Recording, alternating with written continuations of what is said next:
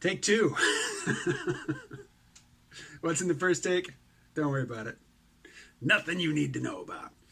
No, it is Sunday, late afternoon, early evening. The sun is gone. The sky is not completely dark yet, but we're almost there. And I have yet to start drawing this week's comic. The comic comes out on Sunday. I used to have it done before I went to bed on Saturday night, so I would post it Saturday night, just dating the entry so that it would become available, right after midnight, early Sunday morning.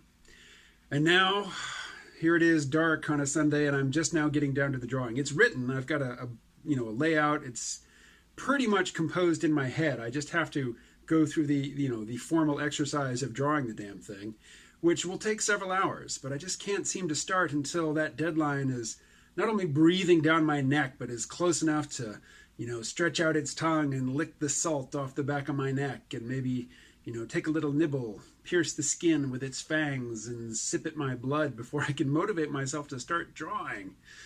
There's a metaphor for you. But in this video, I just want to share a couple thoughts I have on not the topic of antinatalism so much as my relationship to the topic.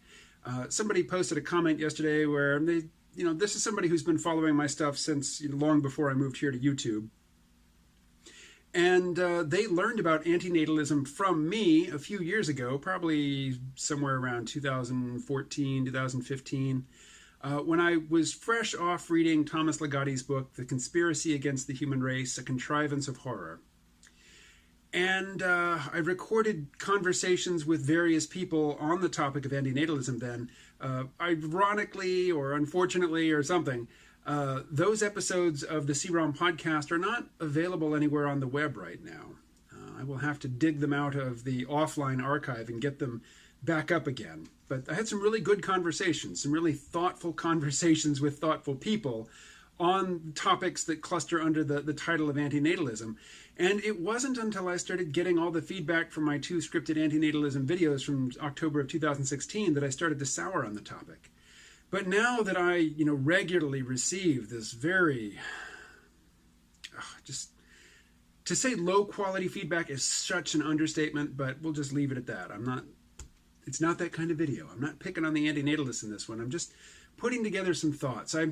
As I started to receive this type of feedback from people who claim to admire the philosophy of antinatalism, I started to wonder what is the connection between this type of antinatalist and the type of leftist that Theodore Kaczynski skewers in his manifesto, Industrial Society and Its Future. I did an audiobook reading of that entire manifesto for the C-ROM Vault podcast a few years back. I could probably post that portion of it here on YouTube, but there are plenty of YouTube videos that include somebody reading that portion. If you just do a search for Kaczynski leftists, you'll surely find it. But in very brief strokes, Kaczynski, he warns his would-be followers, his would-be anti-technology revolutionaries, not to associate with or partner with leftists. And by leftists, he's not necessarily talking about people to the left on the so-called political spectrum. He's talking about a psychological type of person, a person who is, in his words, over-socialized, which is to say that, when we're young, our parents and other authority figures either praise us or criticize us, or scold us for either upholding proper social behavior or failing to uphold and enact proper social behavior. And we all are socialized to one degree or another, but some people are either over-aggressively socialized by the authority figures in their young childhood, or they're just particularly susceptible to it. And they become, in Kaczynski's words, over-socialized. And so Kaczynski says that leftists, they adopt the values of society, but then they take a societal value, we'll say equality, and they turn around and say to the rest of the society, hey, here is this shared value we have. We all value equality, but you, mainstream society, don't value it as highly as you should, and certainly not as much as we do, in our political subculture. Another quality of the over-socialized leftist as a psychological type, according to Kaczynski, is that they feel powerless. They lack self-esteem and they lack any sense of agency. They think that they themselves are incapable even of supporting themselves, and they feel guilty because they are without any practical skills, they feel like they don't contribute anything to society, that they themselves are freeloaders, and they have no power to change that or to do anything worthwhile. And these feelings of powerlessness give rise to resentment and anger at the larger society. And I'm not saying they're entirely wrong for that. I myself am concerned about the de-skilling that living in industrial society creates in us. You know, I don't know how to shoe a horse. I grew up riding horses, and I'm sure I couldn't remember how to cinch a saddle at this point. I mean, it has been decades since I've been on a horse. It hasn't been decades since I've been on a horse. It's been decades since I've saddled a horse. And, I worry about that, but I don't get angry about that. It's just a concern. Whereas the leftist feels anger. The leftist as psychological type, the leftist that Kaczynski is describing. And the leftist who feels anger because he or she thinks that they are powerless and undeserving of what they have, they lash out. And in their lashing out, in their criticizing the larger society, in their basically castigating other people from a position of seeming moral superiority, this gives them a taste of the power that they so desperately lack in their lives. And I'm wondering, because there's a fair amount of overlap between antinatalists and vegans tend to embody everything that Kaczynski is talking about when he talks about the faults of leftists.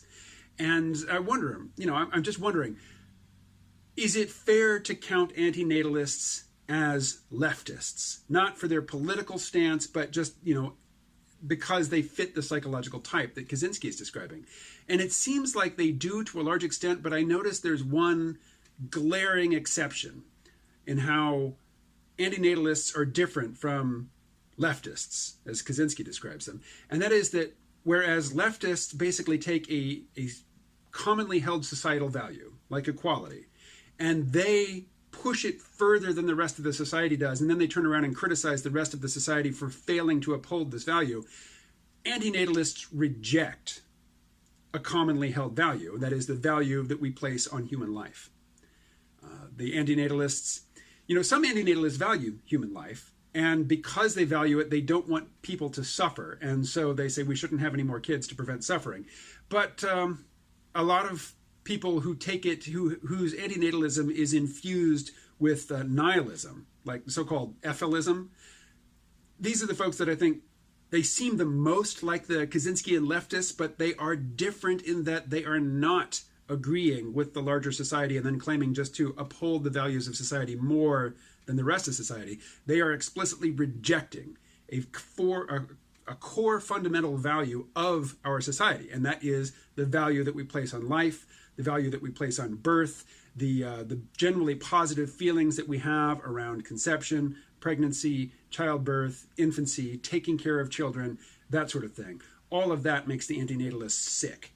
They hate the positive regard in which society holds birth, parenting, child rearing, and things associated basically with family and family life.